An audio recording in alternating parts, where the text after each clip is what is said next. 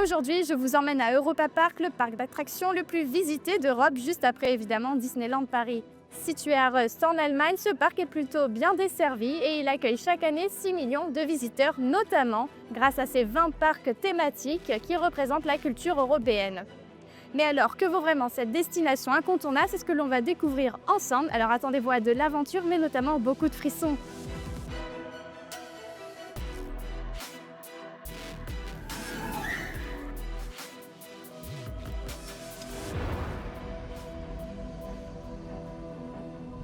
Le petit nouveau du parc, c'est le quartier croate. Ici, modernité et tradition se rencontrent grâce notamment à un partenariat avec le constructeur automobile Rimac. Derrière moi, la star de ce quartier se trouve le Voltron. C'est vraiment le dernier roller coaster du parc avec beaucoup d'inversions, une véritable montagne russe de nouvelle génération. Propulsion électrique, looping vertigineux et une fluidité impressionnante. Cette attraction, à l'image des voitures Rimac, promet une expérience électrisante. Une vraie révolution donc pour les manèges à sensations fortes, sauf que nous venons justement de la terminer, à mi-chemin. Nos wagons se sont arrêtés, on était coincés, on a donc dû être évacués de force. C'est un bon début, je trouve. Et bien sûr, comment parler d'Europa Park sans évoquer le fameux Silver Star? Avec ses 73 mètres de haut, il s'agit de l'un des plus grands roller coasters d'Europe et voire même du monde. Sponsorisé par Mercedes-Benz, cette attraction allie vitesse, hauteur et aussi airtime, des moments où l'on se sent en apesanteur. Préparez-vous donc à atteindre les 130 km/h et à vivre des descentes vertigineuses. Une expérience à couper le souffle, comme le prouve la vidéo qui suit. Allez, c'est pas... Ça tient ou pas?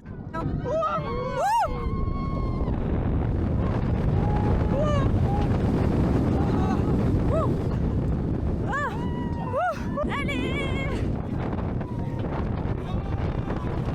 Oh, les cerveaux. Je crois que je peux plus là. Et parce qu'on n'est jamais trop dépaysé, juste devant moi se trouve le fameux quartier défoncé, qui est juste sublime, plein de lumière, de jets d'eau. C'est magnifique. Et derrière moi, il y a une sphère assez grande, comme vous pouvez le voir, qui s'appelle l'Eurosat, dans lequel il y a beaucoup de spectacles. Et juste au-dessus de la tête, il y a le point le plus haut, et on peut voir du coup tout l'étendue du parc et de la ville de Rust. Et toujours dans le quartier français, il se trouve un des roller coasters les plus emblématiques du parc, justement. Et il s'appelle le Pantin Coaster, en référence forcément au Moulin Rouge. Donc c'est un grand 8 en intérieur, qui allie ambiance rétro, sensations modernes et tout le tralala. Et pour les gourmands, ce quartier est aussi l'occasion, pour vous, de savourer une délicieuse crêpe en chocolat chaud ou le fameux éclair au chocolat. Voilà, tout ce que vous voulez. Europa Park, c'est aussi une expérience qui continue après la fermeture des attractions. Et maintenant, nous sommes dans l'hôtel Colosseo. C'est l'un des plus impressionnants. Il est inspiré de la Rome antique et il vous plonge dans une ambiance italienne avec ses fresques, ses fontaines et sa fameuse reproduction du Colisée. Les chambres sont confortables et vous pourrez également déguster une cuisine forcément italienne authentique dans ses restaurants et même dans son buffet à volonté. Et pour se détendre après une journée pleine de sensations fortes, le spa, la piscine sont des lieux parfaits pour vous. C'est bien plus qu'un simple hôtel, c'est une extension de l'expérience Europa Park. Et côté nourriture, à Europa Park, les prix sont variés, mais il faut prévoir un budget conséquent.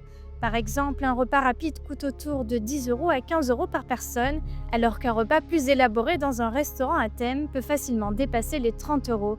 Vous l'aurez compris, chaque zone thématique propose des plats en lien avec son univers. Mais attention, pour ceux qui dorment à l'hôtel, les restaurants, des hôtels bien que très qualitatifs, sont encore plus chers. Un dîner à deux peut facilement atteindre les 100 €. Voilà donc une expérience gastronomique qui a un prix.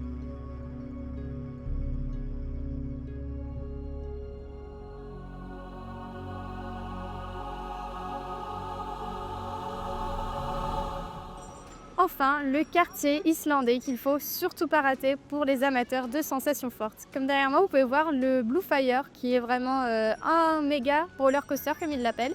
Ça vous propulse à 100 km/h en 2,5 secondes il me semble. Puis il y a aussi des terres volcaniques, donc il y a beaucoup de feux de camp. Et c'est vachement sympa quand on veut se réchauffer forcément. Autant vous dire que dans le parc islandais, l'adrénaline est de garantie avec des loopings, des inversions comme vous avez pu le voir juste derrière moi. C'est tout ce qu'il vous faut.